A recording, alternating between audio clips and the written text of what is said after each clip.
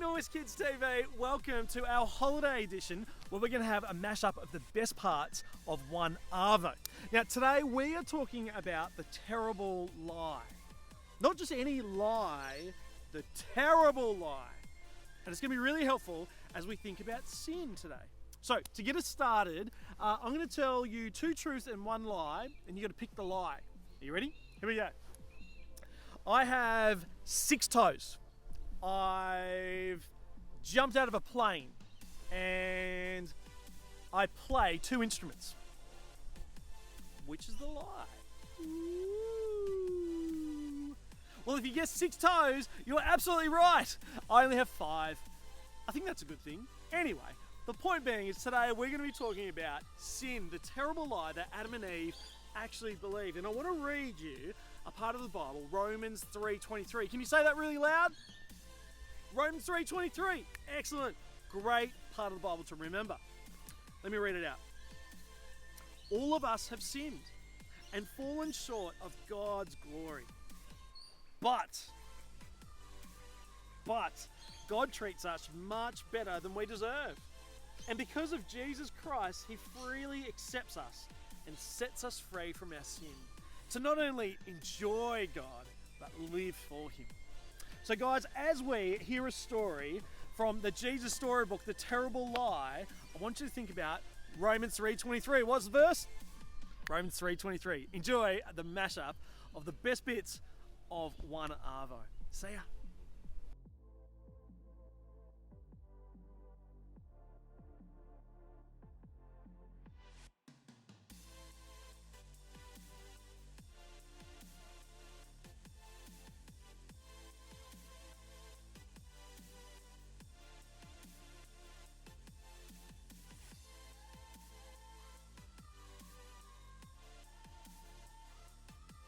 Hey onearvo, good to see kids and mums and dads and families.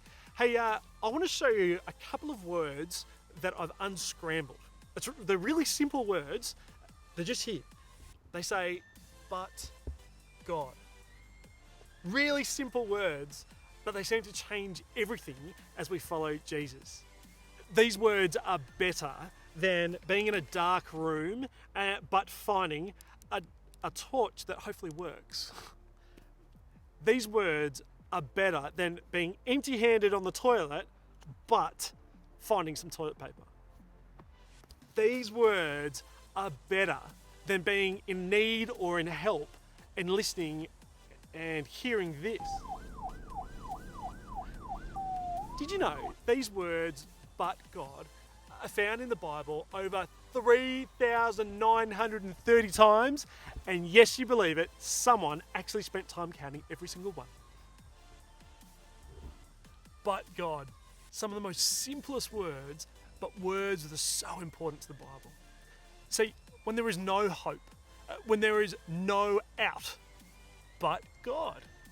Well, think about it with me. Adam and Eve, they were out of the garden, but God made a promise to them. The world was flooding, but God remembered Noah.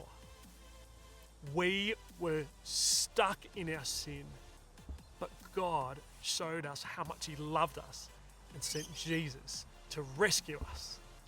But God.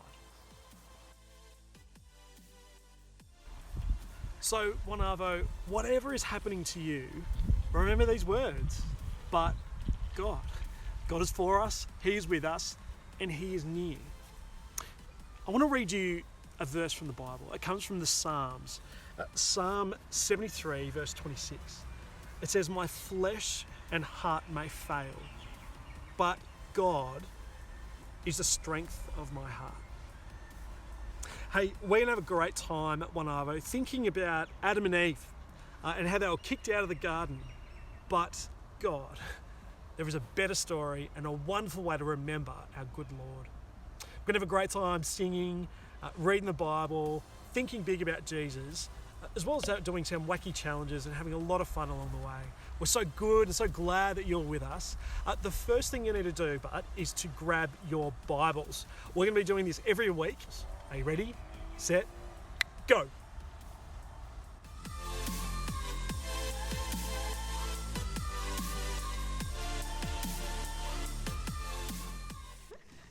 Na na na na na na na na. Hi guys, didn't see you there. Welcome to onearvo. As you know, I'm Detective Emily, and we have lots of fun that we're going to have together today. Now, as you remember, last week we found out about how God created the world, and the world was very, very, very good. This week, however, we're going to be looking at a terrible, terrible lie. To start off today, we're going to play a fun little game that I've called the Very Important System. Hooray, Emily! Or Vish for short. The E is silent. Basically, in this game, we're going to be the leaders are going to tell you guys 2 truths and 1 lie. And it is up to you to work out what the lie is. Do you think you guys are up to the challenge? I think you are. Let's find out. I'm left-handed. I've moved houses before. And my favourite colour is purple.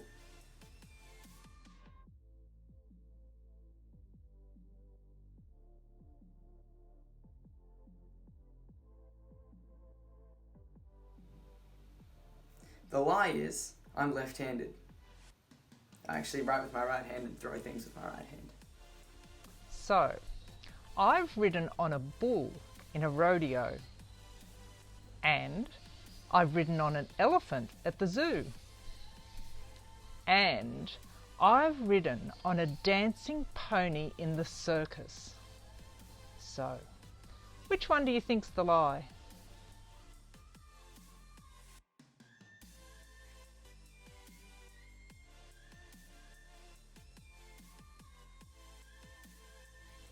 Did you get it? The lie is that I have never been on a bull in a rodeo. So it's my turn. Yeah, go on. I've eaten crocodile. I was born in Mauritius. And I've been to every state in Australia. Can you pick the lie?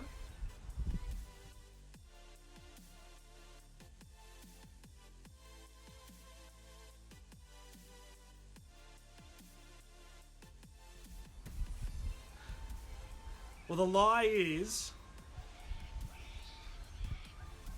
I was born in Australia, not Mauritius. My parents were born in Mauritius. Got ya! Guys, you did such an amazing job. How many did you get right? Well, I have one more for you before we move on to the Bible story.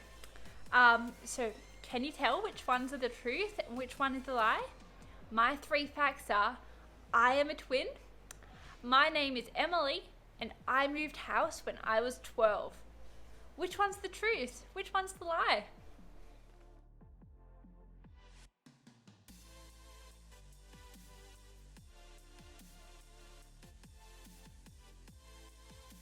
And the lie is, I'm not Emily. I am. This is Charlotte, my twin, and the best detective in the whole wide world. The second best. Did you catch our lie? Today, in our true story from the Bible, one of the characters tells a lie to someone else. Can you see if you can spot it? Dun dun dun! Dun dun dun!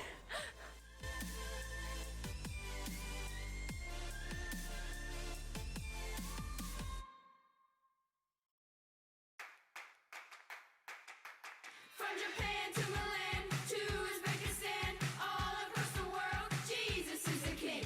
From Queensland to Greenland, way down in New Zealand, all across the world, Jesus is the king. Do you not know? Have you not heard? My God made the universe.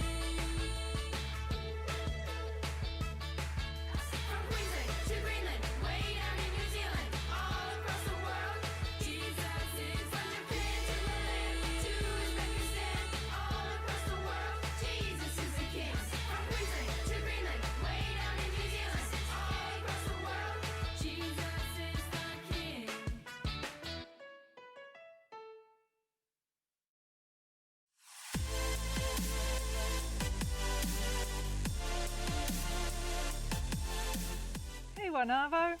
It's Julie here. How about you come and head up with me into the treehouse? I've got a story I'd like to read to you.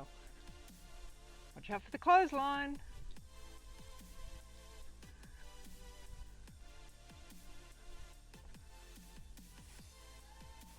Up the ladder, into the treehouse. So, welcome to my treehouse. This is the view that I can see from up in my treehouse. It's pretty nice, isn't it? Alright, let's have a story together. This week's story comes from Genesis chapter 3, and it's called The Terrible Lie. Adam and Eve lived happily together in their beautiful new home, and everything was perfect for a while, until the day when everything went wrong. God had a horrible enemy. His name was Satan. Satan had once been the most beautiful angel, but he didn't want to be just an angel. He wanted to be God. He grew proud and evil and full of hate, and God had to send him out of heaven. Satan was seething with anger and looking for a way to hurt God. He wanted to stop God's plan. Stop this love story right there. So he disguised himself as a snake and waited in the garden. Now, God had given Adam and Eve only one rule. Don't eat the fruit on that tree, God told them, because if you do, you'll think you know everything. You'll stop trusting me, and then death and sadness and tears will come. You see, God knew if they ate the fruit, they would think they didn't need him, and they would try to make themselves happy without him. But God knew there was no such thing as happiness without him, and life without him wouldn't be life at all. As soon as the snake saw his chance, he slithered silently up to Eve. "Does God really love you?" the serpent whispered. "If he does, why won't he let you eat the nice, juicy, delicious fruit? Poor you. Perhaps God doesn't want you to be happy." The snake's words hissed into her ears and sunk down deep into her heart like poison. Does God love me?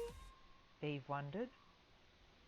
Suddenly, she didn't know anymore. "Just trust me," the serpent whispered. "You don't need God. One small taste, that's all, and you'll be happier than you could ever dream." Eve picked the fruit and ate some. And Adam ate some too. And a terrible lie came into the world. It would never leave. It would live on in every human heart, whispering to every one of God's children, "God doesn't love me." And it wasn't a dream. It was a nightmare. A dove flew from Adam's hand. A deer darted into the thicket. It was as if they were frightened by something. A chill was in the air. Something strange was happening. They had always been naked, but now they felt naked and wrong, and they didn't want anyone to see them. So they hid. Later that evening, as God was taking his walk, he called to them, "Children!" Usually Adam and Eve loved to hear God's voice and would run to him. But this time they ran away from him and hid in the shadows. "Where are you?" God called. "Hiding," Adam said. "We're afraid of you." "Did you eat the fruit I told you not to eat?" God asked them. Adam said, "Eve made me do it." "What have you done?" God asked. Eve said, "The serpent made me do it." And terrible pain came into God's heart. His children hadn't just broken the one rule, they had broken God's heart. They had broken their wonderful relationship with him, and now he knew everything else would break. God's creation would start to unravel and come undone and go wrong. From now on, everything would die, even though it was all supposed to last forever. You see, sin had come into God's perfect world, and it would never leave. God's children would always be running away from him and hiding in the dark. Their hearts would break now and never work properly again. God couldn't let his children live forever, not in such pain, not without him. There was only one way to protect them. "You will have to leave the garden now," God told his children, his eyes filling with tears. "This is no longer your true home. It's not the place for you anymore." But before they left the garden, God made clothes for his children to cover them. He gently clothed them, and then he sent them away on a long, long journey, out of the garden, out of their home. Well, in another story, it would all be over, and that would have been the end. But not in this story. God loved his children too much to let the story end there. Even though he knew he would suffer, God had a plan, a magnificent dream. One day he would get his children back. One day he would make their world their perfect home again. And one day he would wipe every tear from their eyes. You see, no matter what, in spite of everything, God would love his children with a never stopping, never giving up, unbreaking, always and forever love. And though they would forget him and run from him, deep in their hearts, God's children would miss him always and long for him, lost children yearning for their home. Before they left the garden, God whispered a promise to Adam and Eve. "It will not always be so. I will come to rescue you. And when I do, I'm going to do battle against the snake. I'll get rid of the sin and the dark and the sadness you let in here. I'm coming back for you." And he would. One day, God himself would come. Did you notice in the story what happened when God came to find Adam and Eve after they'd sinned? Adam tried to blame Eve. Eve tried to blame the snake. Can you think of a time when you've tried to blame somebody else for something that you've done wrong?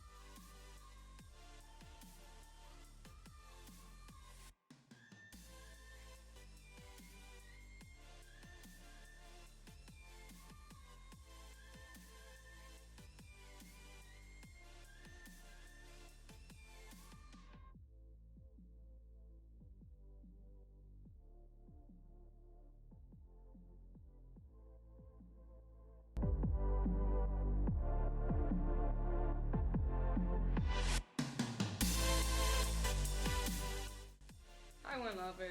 Today's memory verse is John 10:10. It tells us about the hope Jesus brings after the terrible lie we heard today in the story. John 10:10. The thief comes only to rob, kill, and destroy. I have come so that you may have life and have it to the fullest. Challenge is simple. You can follow along with me now, but I challenge you to do this in your own time later today or on the weekend with family and friends. This is how you do the challenge. Grab a pen and paper and write out John 10:10, leaving some gaps between the words.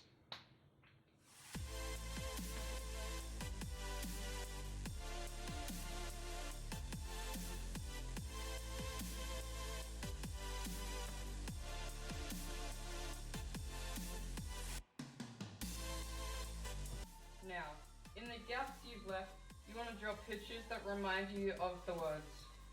What was the second word? What was it? Thief! That's right. I think I can draw a thief.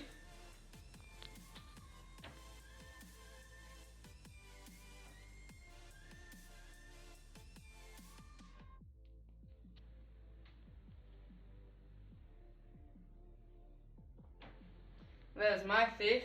I hope you guys can draw better, because I'm not a very good drawer. Okay, the thief comes only to rob. What's that word? Kill. That's what the word is.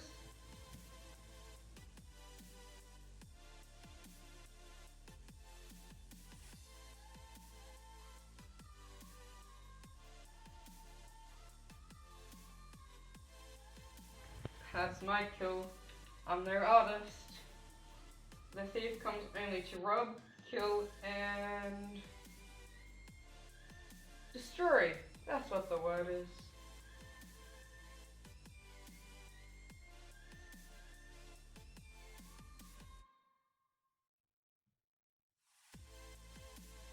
I've drawn a brick breaking, but you can do anything you want. Feel free to just not do what I do. Alright, the thief comes only to rob, kill, and destroy. I come so that you may have... what is it? Life. That's what it is. I think I'll draw a tree.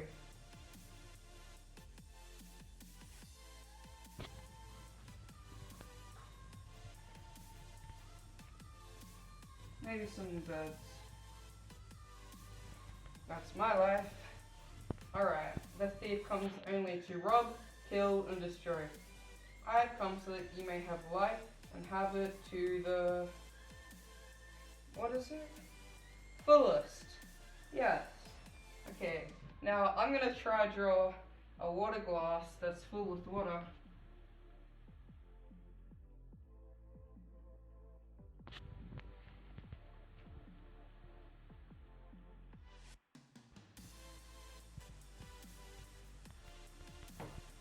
I'm definitely no artist on that one. Hopefully you guys can come up with better ideas. That's my challenge for today.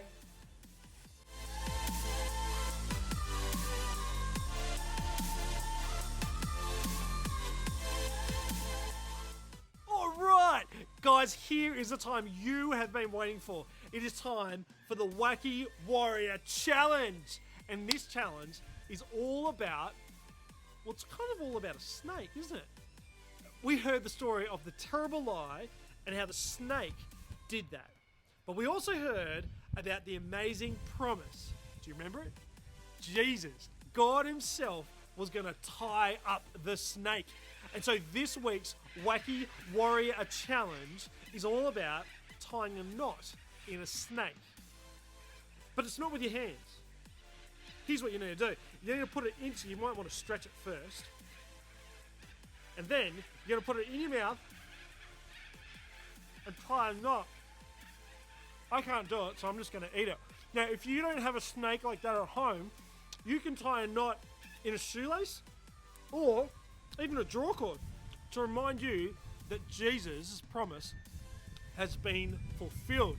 That Jesus has tied up the devil and he's twisted the terrible lie to an amazing truth where Jesus has rescued us from our sin.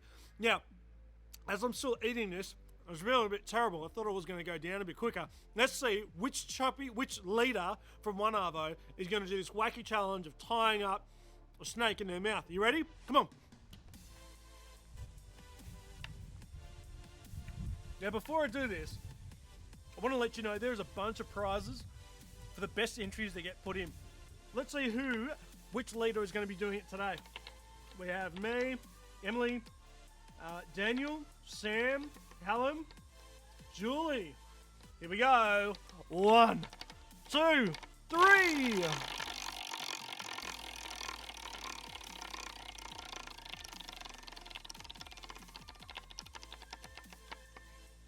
Callum!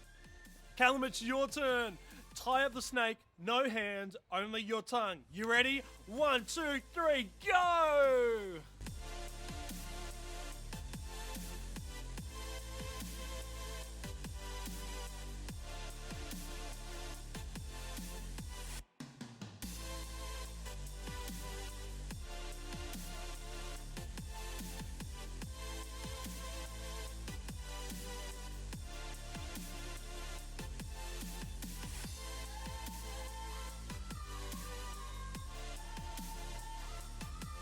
Can't do it. It's impossible. You guys have a try. Well, onearvo, that's time for us for another week. We hope you've been encouraged thinking about these 2 special words. Do you remember them? But God. But God. Hey, just want to let you know, keep sending in your wacky challenges, your prayer challenges, your memory verse challenges, anything or any games you've been doing at home. We want to be building each other up as God's people and remembering that God has made a way for us to be united to Him and to each other. The best entries are going to get a prize. What does that mean? Well, we've actually got a trolley load of giveaways that we want to be building you and your family up as well. Don't believe me? Here's my trolley. And these are some of the cool stuff we have. We've got glow sticks, chalk packs, pens, high bounce balls, small bounce balls, all kinds of weird and wonderful things that we hope that we want to give to you as you remember but God and His goodness for me and you. We'll see you next week. God bless. Bye.